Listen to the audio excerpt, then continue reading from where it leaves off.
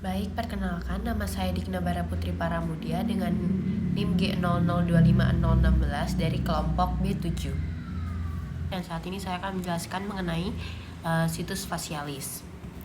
Oke, yang pertama di sini yang saya akan bahas mengenai muskuli dan neurovaskularisasi dari situs facialis.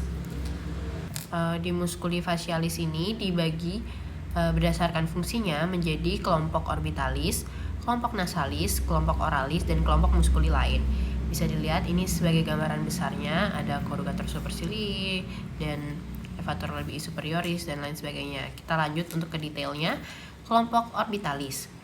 Di orbital group of facial muscle ini ada bagian corrugator supercilii yang warna hijau ini.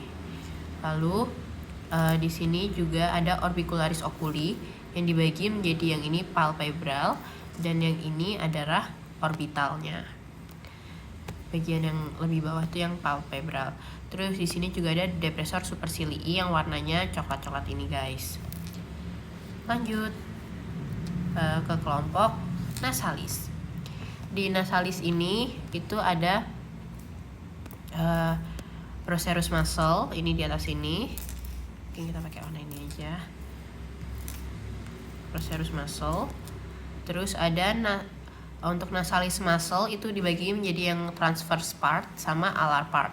Yang transverse part ini yang alar part itu yang ini guys, di situ. Lalu ada juga levator labii superioris alaiqunasi muscle. Dia tuh lateral slip.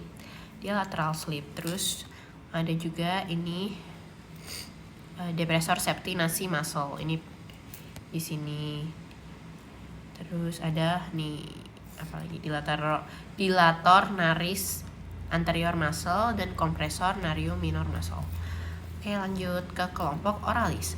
Di kelompok oralis kita di sini bisa melihat lagi ada levator labii superioris alaiqunasi. Dia lateral slip. Dia yang ada di bagian lebih sininya. Nah, terus yang oranye ini itu juga adalah levator labii superioris. Namanya ini yang oranye ini namanya levator labii superioris. Kemudian di sini juga ada orbicularis oris ini. Lalu ada levator anguli oris, depressor labii inferioris di bagian bawah sini, dan di bawah sini ada mentalis. Ini mentalis di sebelah sini. Lalu kemudian di sini juga bisa dilihat ada zygomaticus mayor yang warnanya hijau toska ini. Maaf. Yang warnanya hijau toska ini. Dan di sini adalah zygomaticus minor. Di sini juga ada bucinator yang warna ungu. Bucinator itu nanti ketika kita menggembungkan wajah dia bekerja. Jadi ini yang bekerja tuh muskulinya tuh bucinator, musculus muscle yang bekerja bucinator. Terus di sini ada risorius dan depressor anguli oris. Yang tadi kan levator, yang di bawah sini depressor anguli, ini levator labii. Tuh. Oke, untuk kelompok muskuli lain di sini bisa dilihat ada auricularis anterior, superior, dan posteriornya. Ini berdasarkan tempatnya aja ya. Yang di sini tuh anterior, sini posterior, ini di atas adalah superior. Kemudian juga ini adalah levator occipitalis, occipitofrontalis. Ini karena antara occipital dan frontal. Kemudian kita lanjut ke muskuli masticatoris. Ini tuh sebenarnya tidak mempengaruhi ekspresi, tapi muskuli masticatoris ini penting untuk pengunyahan. Jadi dia untuk bicara dan untuk makan. Contohnya di sini ada M masseter dan M temporalis. Ini versi yang sebelah kanan ini versi cutnya. Jadi di dalamnya ini kalau di cut ini ada si lateral pterygoid, lateral pterygoid, terus medial pterygoid gitu. Lanjut ke facial expression. Ini terbentuknya ekspresi karena kulit yang bergerak melalui pergerakan otot wajah. Di sini ini sekedar tahu aja, occipitofrontalis itu berarti kita occipital dan frontal kita yang working. Terus ada corrugator supercilii, terus procerus dan transverse part of nasalis seperti ini. Terus orbicularis oculi berarti orbicularis kita ini misalnya kedip. Nih risorius itu tersenyum, jangan lupa untuk muscle risorius kita.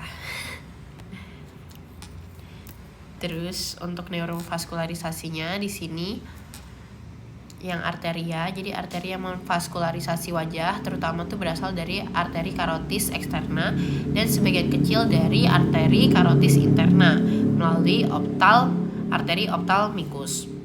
Arteri karotis eksterna bercabang-cabang menjadi arteri yang lebih kecil. Neurovaskularisasi vena itu sebagian besar aliran balik dari regio facialis dikembalikan menuju vena jugularis interna dan sebagian kecil melalui jalur intrakranial yang melibatkan sinus cavernosus. Ini bisa dilihat, ini jugularis interna di sini. Lanjut untuk inervasinya, inervasi wajah itu diperankan terutama oleh nervus trigeminus atau nervus kelima dan nervus facialis atau nervus ke-7. Ini inervasi untuk nervus trigeminusnya. Ini jadi tuh ada nervus trigeminus atau nervus 5 yang pertama itu ada ophthalmic nerve, ini ada di bagian frontal. Bagian frontal kita. Terus abis itu ada ini nervus trigeminus yang ketiga itu di bagian mandibula, jadi mandibular nerve. Terus ada yang kedua itu nervus kelima yang kedua itu ada maxillary nerve, dia of course di maxilla. Jadi untuk yang inervasi nervus facialis ini untuk fungsinya untuk saraf motorik kita ya. Jadi ketika nervus facialis ini terganggu, itu salah satu contoh klinisnya itu adalah Bell's palsy. Jadi dia tidak bisa kehilangan kekuatan untuk menggerakkan wajah, bagian wajahnya. Sedangkan kalau yang tadi di nervus trigeminus itu saraf sensoriknya. Baik, mungkin segitu saja yang dapat saya sampaikan mengenai situs facialis.